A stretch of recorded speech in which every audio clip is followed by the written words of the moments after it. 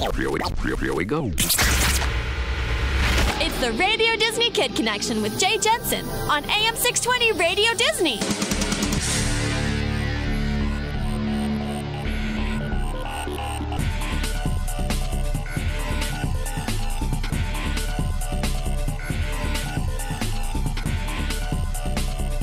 Hey, it's your good buddy Jay Jensen from AM 620 Radio Disney for another fabulous Kid Connection program in here in the luxurious Radio Disney studios. As indeed we have big wigs in the house today. Oh, I love it. I love it. And of course, we're going to talk all about it. We are very blessed today to have two very, very interesting people. We're going to concentrate on one of them at the very beginning and maybe concentrate on the other at the very end. Let's just go from the very beginning. Yes, indeed. It's Mayor Mike Rawlings. Give him a big round of applause. Yay! Yay! Dallas Mayor Mike Rawlings is here for your entertainment and indeed your perusal. As indeed he is here to have a little fun with us and tell us how fun it is to be mayor. And then we're going to talk a little bit about MiFi and all that encompasses coming up towards the latter half of the show. But right now we're going to get to know the mayor. We love that. Okay, so Mike, let's start from here. How you doing today, by the way? I'm doing great. What a beautiful spring we've had. I mean, the weather's been so great. It is. You can't be not doing good in Dallas right now. It may get hot later, but right now it's fabulous. I will take that. But you know what? Every time we get used to it, Mayor, every time we get used to it, the next day is 106. I know. It tricks you. You just think it's like right. California. See, and all of a sudden it switches. I'm always thinking that if I say something good about it, it's going to change. So it's just easier not to say it. All right, so we're going to get to know Mike a little bit today. He has got such a great story and a great story of just his life and what he's been able to accomplish and all the wonderful things that he's done for not only our community, but everywhere he's been. So we're going to talk into that. So where are you from originally, Mike? You know, I'm from all over. I was born in the panhandle of Texas, up in Borger, Texas. That's actually a town, Borger, isn't it? That is a town. It is. It was a big town when the oil boom was happening. It's not so big anymore. My grandpa was a preacher there, and my mother was a school teacher. My dad was a school teacher, and my aunt was a school teacher. My other aunt was a school teacher. My third aunt was a school. I had 7 aunts and uncles who were all school teachers. Wow! But then I kind of got on the road and went in grade school in Kansas City, and high school in central New York, Syracuse. Okay, so New now York. I'm gonna slow him down a little bit. I'm gonna slow him down. So okay, so you're in Border, Texas. Mm-hmm. And you said that you've got teachers and preachers. Teachers and preachers. Teachers and preachers all throughout your life. I love that. Now, isn't that funny, though, that when you see a kiddo or even a grand kiddo of, teachers and preachers, they have the gift of gab, don't they? They do. They do. Because that's what you got to do to kind of earn a living. That's exactly right. It is a gene that is passed down through the generations, and the mayor has it, no doubt about it. Okay, so when you're a little boy in Border, Texas, what do you want to be? You know, I didn't know what I wanted to be. I guess the thing I thought about being was being a preacher because my grandpa was a preacher. My other grandpa was a preacher too. But, I knew there was something else out there. I love to read. I mean, reading's a big thing for me, and it was as a kid because it helped me explore history and different weird things and places. And I just knew when I was in grade school in Kansas City that I was not going to live in Kansas City forever. I wanted to kind of go to the ocean or do something like that. And I wanted to be an adventurer. I wanted to be a Three Musketeer. I wanted to be, something, Ivanhoe, a swashbuckling hero of some sort. I think that's what I love that. What I wanted to be. Now, later, when I saw law shows, whether Perry Mason or whatever, so maybe I'll be a lawyer. And I thought about being a lawyer. And then I go, oh, man, I just don't know if that's for me or not. It was very legalistic. I'm a little bit more creative. So. Sure. Now, your mom and dad had, were they? You said teachers, right? Uh-huh. And so did they move from Border They wanted the big. They wanted the big city life. So my dad was he taught later in his life. He was a journalist early on, so he was a newspaper guy. And so he moved to get a graduate degree. Education was very important. So he went and he got his master's at OU and then his graduate degree at Syracuse. And we followed him. But he was a newspaper guy. My mother was a teacher. And then he went on to be a teacher. He went to be the head of the journalism department at TCU and at OU. Wow. Yeah. So it's a little bit, but back to your point, words have always been important. It was always about making sure that I was clear on what I was thinking and how I approached it and how I articulated it. We had to have very serious conversations at the dinner table all the time. Now, brothers and sisters? My brother was my younger brother. He was 2 years younger than me.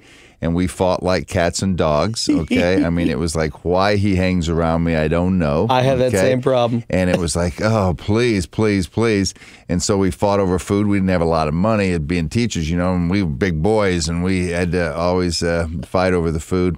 And he grew up and became a radio person. He passed away some years back, but he owned a radio station in Oklahoma. Oh, wow. Yeah, so he... Once again, what did I tell you? Gab. Yep. He knew what he was doing. He was a salesman. He was a consummate salesman. That is great. Yeah. So you kind of see, I mean, as you go through your life, and you have all these different ideas and all these ideas that were planted by reading and the adventures that you read and the things you experience through books. And that's what I always say. A lot of things I say on this show are really reading intensive. And that's one of the things that I always tell everybody, you know what? You go to your library, every single one of those books on the library shelves is a different world that you can walk into for free. It's your library. It's a time tunnel. Mm-hmm.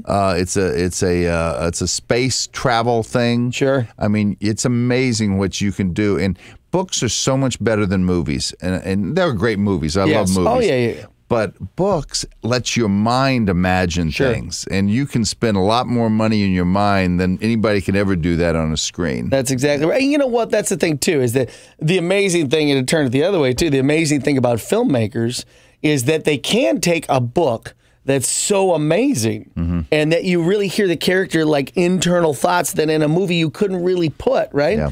And still be able to make a heart-wrenching or adventurous tale. I think that's an amazing thing. I think the book, one of my favorite books, To Kill a Mockingbird. Sure. Okay. And to see the movie that was made there, now my mind about Atticus Finch is Gregory Peck. And he'll always be that in everybody's mind. And so at times that can be translated. But I saw Atticus Finch much the way Gregory Peck was when I read that book. So. Yeah, and that's why you see, especially that's one of the reasons I thought about being a lawyer was that book. Was Atticus. Yeah, well, that would make sense. That would make sense. So like as you're growing up, now you're in Kansas City. So when do you how old are you when you go to Kansas City? I was first grade. First grade, and then you stay in Kansas City for how long? 8th grade. Through 8th grade. And then you go from 8th grade in Kansas City to where? To Syracuse, New York. Wow. For high Okay, school. so let's talk about that. It was a big culture change. I'm going to say, okay, so let's talk about that. So you're basically the middle of America. Yeah. And from, Texas, right? Going to Syracuse, New York. Tell us about that experience. I'll tell you, we lived in the whitest, most middle class. We were, lower middle class, but place in America, on Kansas City, Kansas, and suddenly went to Syracuse, where there were my friends were Italians and Poles and blacks and different folks from the Yugoslavia, and it was like whoa, because Syracuse was this first generation town that people came in, and it was very diverse, a working class town. And then I had it was right in the middle of the Vietnam demonstration time, so we had the whole hippie thing going on, and so it blew my mind. But I focused on kind of sports. I was an athlete, and I focused on that and trying to make sure I did good in school. I didn't love school. I didn't, but I love sports. And I liked thinking. I liked reading again. But, Sure. it was a great experience for me. Is there something that in Syracuse, I mean, obviously a big difference in diversity and all that kind of thing, but, I mean, you see as you go through your life, you see how, especially in a position you're in now and maybe a position even before this, how your ability to deal with all kinds of cultures was so important, very important. Jay. I think you're exactly right. I mean, diversity in thinking, diversity in experience, traveling, and that's why reading is so great, because you can travel without even traveling and thinking about the way people are. That's right. I just remembered the first time I ate my Italian sausage hero. It was like fabulous taste and that, and it helped me leadership. I mean, to me, I'm a big believer that kids are leaders. Everybody's a leader in everything they do. And so it helped me to look past a background of a person and understand what really made them tick and connect with them and help my leadership ability. I wasn't planning on it, but I ended up being student council president of my high school. We had a huge high school in Syracuse. We had over 4,000 students. My graduating class was 1,100 students. Wow. So it was a massive school. And I was student council president. That taught me a lot. I would always, I'd be interested. I've always wanted to do this study just to see. I would love to see how many mayors, governors, senators, presidents, or class president, or student body president. Yeah. I'd be interested to see if that leader gene was there their entire life or if it came at a later time. I'd be interested to see that, because I do see that a lot in a lot of people that I interview. I bet it's there. You'll notice that. The one thing I'll disagree with you about is the word gene. Yeah. I don't think we have leader genes. I think we choose to be leaders. Really? It's a conscious decision. If you're a fifth grader, okay, and you're hanging with a bunch of guys, okay, you can decide whether you're going to lead that group or you're going to hang back and follow. That's a conscious decision that fifth grader makes. And when they decide, well, I could lead this, then they'll be leaders. So I don't think it's something that is just in some people and not in other people. We're all leaders. Got it. I think a lot of it is just that initiative. I think everybody's a leader inside. It's just whether they want to be or not. They make a conscious choice to do it or not. I think it's more of a choice. Now, as you were student body president in your humongous high school, did you ever have an idea? I mean, any inkling whatsoever, and we're moving forward a little bit, and I'll move backwards in a second, but that you'd be a mayor of Dallas? No, I didn't. First of all, I didn't know where I was going to live. I didn't know where I was going to go to college. We didn't have any money to send me to college. Fortunately, I played football and got a football scholarship to be able to send me to college. But I will tell you, I had a moment in the student council election. We had parties, okay? I had a slate of president, vice president, secretary, and treasurer, and we were the party, and the other party was called the other party. I'll always remember Wow, that's diversity. And we each had to make a speech in front of all these kids in our huge gymnasium. Sure. And, everybody's kind of brought in, and the students are crazy and stuff. And the moment when I made my speech and everybody cheered, I said, well, that was pretty cool. That was the only thing that I got a little taste of. And then I went off and didn't do it anymore. Didn't pay attention anymore. Till much later. But I still remember that moment because there's some things that are similar to that. Yeah, I was class president in my high school. And so that was something I remember, is giving that speech and how that changed me a lot in my head. Like, wow, that's pretty cool. I kind of like that. And what comes out of your mouth makes a difference. That's exactly right. It can really motivate people one way or the other. Yeah, and it changes things a lot more than you're aware of, the things that come out of your mouth, especially when you're in high school. Exactly. And then when you get that little light on moment, that's kind of neat. Okay, so you said you went to, where'd you go to college? And Boston College. I was Boston, BC, baby. I was played football. What is it, Golden Eagles? No, just Screaming the Eagles. No, Eagles? just the Eagles. Just the Eagles. You mean there's no adjective in like the front? War Eagles. Auburn's the War Eagles, but we're just the Eagles. The Eagles, I like that. What position did you play? I played left out most of the time. Okay, That's good. That's a good position to play, especially if you're going for free. I thought I was hot. Okay, this is another lesson I think that was great for me because I thought I was the greatest athlete of all time. Got a scholarship. They paid for it, but I got to school and I was not nearly as good as everybody else. Okay, and so this is my first rejection. Oh, my goodness, wait a minute. I thought I could do everything. I'm not the best at this. I'm not the best at that. So I had to find out what I was at the best and do that. I played outside linebacker to not be flippant and loved to hit people and loved to play football. It was great, but I wasn't fast enough. I wasn't. I noticed you limping on the way in here. Is that still an old football injury? No, yes, but I'm also getting old. My wife says that you're going to walk like Walter Brennan the rest of your life. I loved it. I love it. Yeah. So you go to BC now. Was that a college that you had wanted to go to? Nope. It gave me. I wanted to play Division I football. Sure. It was a great school. It is great school. I got a scholarship offer from Duke. Doug Flutie. Was going to go to Duke. And they pulled the scholarship at the last minute because more kids had signed up than I thought, and I didn't sign quick enough. So, and it was between that and the Naval Academy, and I just wasn't going to do the military thing at that point in my life. So you had to keep your hair. Your long hippie hair. Exactly. I was, and then I became a hippie in college. I mean, there was. Did you have long hair? I had long hair. My son, who's now 24. In college, when he was a freshman, had pretty long hair, and there's a picture of him with a bandana and sunglasses, and a picture of me with a bandana and sunglasses. It looked like two the same people. Exact same people. So what comes around, Yes, exactly. So you couldn't really get on him to cut his hair. No, because he would just come out and show you that picture, wouldn't he? Yeah. Yeah, that's the beautiful thing about having kids. That literally, but that was a time long hair was cool too. Back in the back in the 70s. Hey, it's still cool. What are you trying to say, Mayor? That's old school. That's right. It is old school. Okay, so now we go through BC. Yep. You graduate. What was your degree in? Philosophy. Okay, well, of course it was. Which philosophy and fine arts, believe it or not.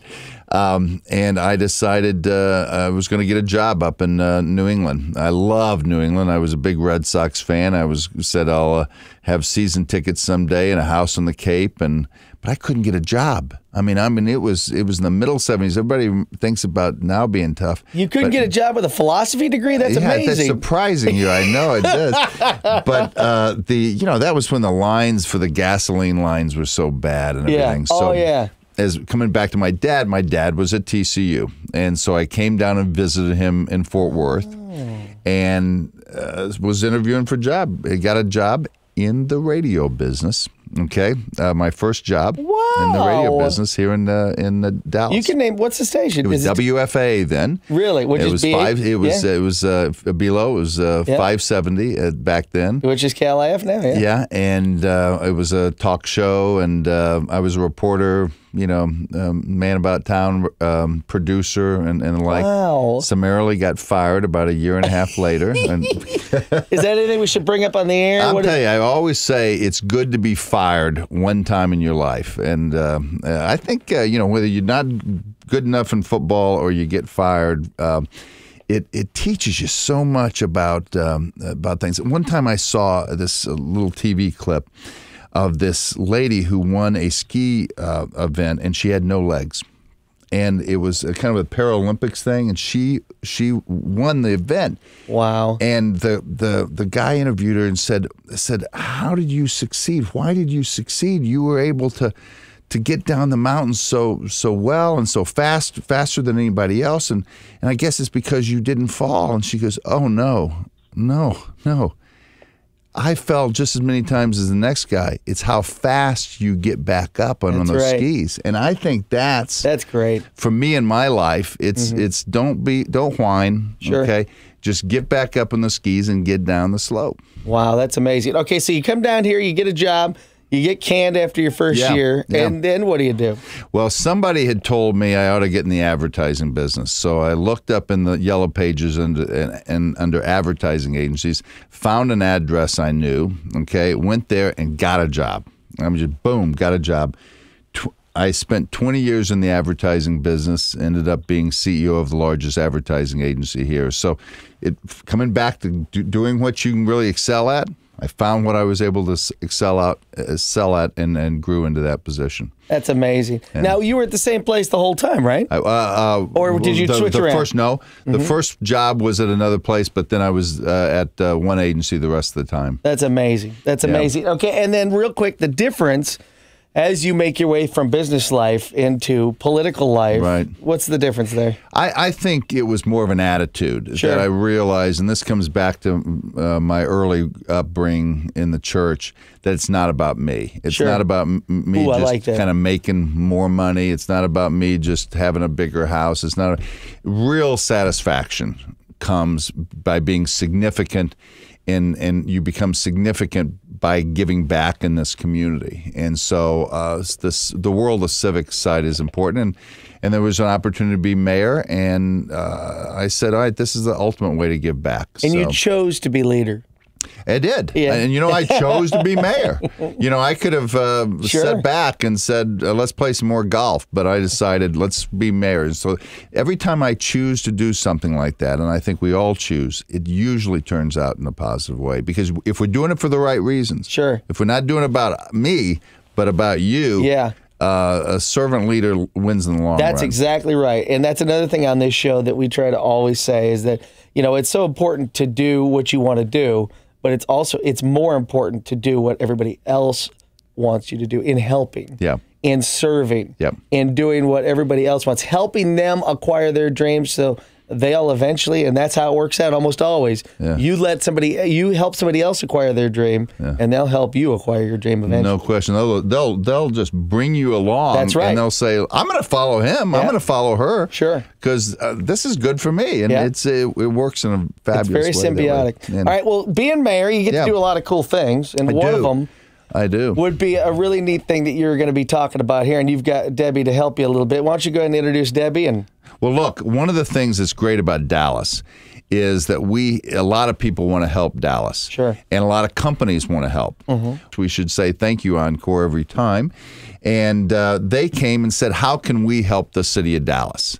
Well, one of the ways we decided was that our kids need to get more active. We're sitting on our duff a little bit too much, and we had that insight. So Debbie Dennis from Encore is here with me, and she is leading what we call MyFi, which it's an acronym for Mayor's Youth Fitness Initiative. But that's too long of a phrase, so we just call it MyFi. And so Debbie is really the leader of this effort, and it's good to have you here, Debbie. Hi, Debbie. Hello. Okay, so we're going to kind of go down the list. I just want to make sure kids understand what it is and all the things that it entails. So how was MyFi formed? Let's just talk about that. So as the mayor mentioned, Encore wanted to help the city of Dallas, and really Bob Shepard, our CEO, who's passionate about wellness and health, he and the mayor, even before he was mayor and involved with the Parks Board, had a vision that really what we want to be about is helping Dallas kids be the healthiest kids in the nation. And so not only did Encore give a significant amount of dollars to the city of Dallas, our CEO also said, I'm going to let one of our executives, Debbie Dennis, be the loaned executive director. Hey, that's you. That's me. And so I've had the opportunity to be involved, and the mayor and Bob went about, along with the former mayor, Leopard, recruiting an executive committee to be a part of that. And what we wanted to do is, if you think about it, kids spend so much time not being active. How do we get them active and get them involved in something that's fun? Sure. And how do we get them involved? How do they get involved in MyFi if they're interested? So there's a number of ways. Okay. We're actually really excited. So one thing they can do is go visit our website at dallasmyfi.com, and they can sign up there online. We are currently at 10 recreation centers in the city of Dallas, and this summer we are going to launch a summer camp at over 40 Dallas parks and recreation centers. So they can be involved by being online and sign up there and commit to being healthier, but they also can be a part of a summer camp if they'd like to do so. Okay, and at the camp, what takes place at the camps, basically? So the camps will be, again, they'll run from 9 a.m. to 5 p.m. on Monday through Friday, and they'll start on Monday, June 4th. They can enroll in person, kids can, at a recreation center, or again, they can enroll online, in this case, at dallasparks.org. And if I won't spell that out, but some camp locations will offer the MiFi summer camp for free, while others, there may be a small charge, and it depends on if there's field trips planned and those kind of things. But this is about activity, races, games, getting getting kids active at least an hour a day. You know, coming back to my, enough about this, let's talk about me some more. Yeah, that's right. Okay? Let's go back to my. Sorry. No, when I was a kid, I bet parents, if they're listening, they had the presidential fitness test. And so we had to climb ropes and do pull-ups, and now we've got a modern version of that, okay? We've got a way that kids can figure out how fit they are with the Fitnessgram. And through Ken Cooper at Cooper Clinic, it's world class. And it's a great thing. Test out how fit you are, then go through the program, and you see you're going to be more fit, and that creates a lifestyle that you say activity is always better. It really is. Because your hormones start working in a positive way. You just feel better about life. That's right, right. Moving around makes a big difference. Yep. No doubt in my mind. Now, what's the Get Moving with MiFi pledge? What is it? And then what are some of the goals the kids should reach for? So the Get Moving with MiFi pledge is a challenge to all kids to eat better, be more active, and live a healthier lifestyle. All right, I've taken this, Debbie. Okay, all right. Let's see if you've taken it. Okay. Okay, I'm ready.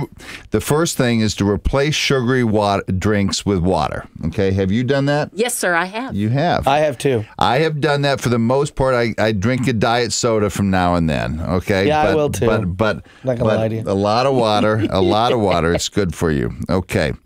Next is to commit to 60 minutes of physical activity a day. Do you do that? I do it 5 days. I am not to 7 days yet. I am. No comment. I get my heart beat up about 4 days a week, and I'm walking all over the city hall. So I feel I walk every place and throughout the city. So I feel I get 60 minutes of physical activities. Eating more fresh fruits or veggies every day. Yes, sir, I'm doing that. I'm still not where I want to be, but I'm better. You're a girl, though. You do that sort of thing, right? That's right. Yes, and sir. Anything's more we than... are better. You guys, you like your meat and potatoes. Anything's more than zero for me. So, yes, I'm improving. But you know what? I am, too. I am doing it. My daughter stays on me this in a major way, so I'm doing this. Okay. Limiting TV and computer screen time to 1 hour per day. What about you? So I'm in trouble on that computer screen at work, but I'm working hard to get out of that. Well, I'm doing this because I'm so busy I don't watch that much TV. I watch a sporting event every once in a while, watch Sports Center, so I'm not watching that much TV, and I've probably my BlackBerry. I'm on my BlackBerry a lot. That's where that's the out. If it's the phone, I'm kids, fine. Seriously, I mean, it's great for a little bit, but, you know, come on, get outside, have fun, get active. And it's a lot more. You learn about your life and leadership and problem solving so much. Get out in the nature too. And then lastly, taking walks with your family at least 3 times a week. What about how are you doing? So I walk with my dogs. My kids are grown, and I've been trying to get my husband out there, but he's just not quite there yet. You know what? I fail. Mickey's my wife. I will try to walk with you more in the evening, so I'll do that. So those are the things we ask people to take the MiFi pledge: replace sugary drinks with water, commit to 60 minutes of physical activity, eating more fresh fruits and veggies, limiting TV and computer screens, and taking walks with your family. That's not too hard, and you're better and more successful. I think it's pretty easy to make at least a little inroads on that. And then how can families learn more about MiFi? One more time, Dan. So a couple of ways they can do that. For enrollment information or additional program details, they can call the MiFi office at 214-670-8028. We also encourage anybody that's listening to connect with MiFi online for all the latest program news and updates.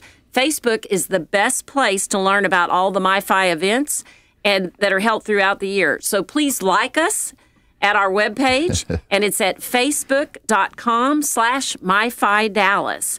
And then their kids' parents can also register them on our website at MiFiDallas.com.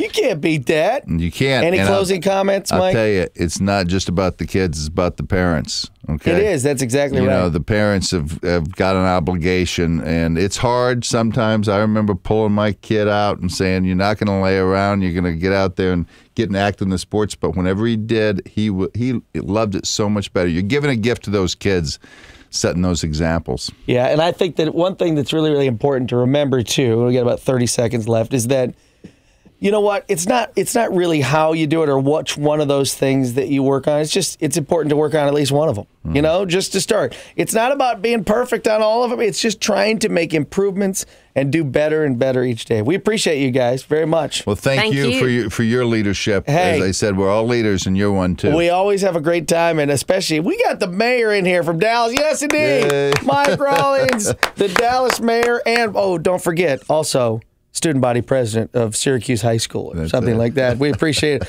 Thank you so much. And once again, Debbie, a big round of applause for Debbie. Debbie, Vice President of Corporate Affairs for Encore. Great programs and great people, and we appreciate you spending time with Radio Disney today.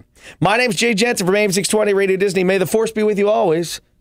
It's over, and I'm out. We'll see you. Have a magical day. Tune in next week for the Radio Disney Kid Connection on AM620 Radio Disney.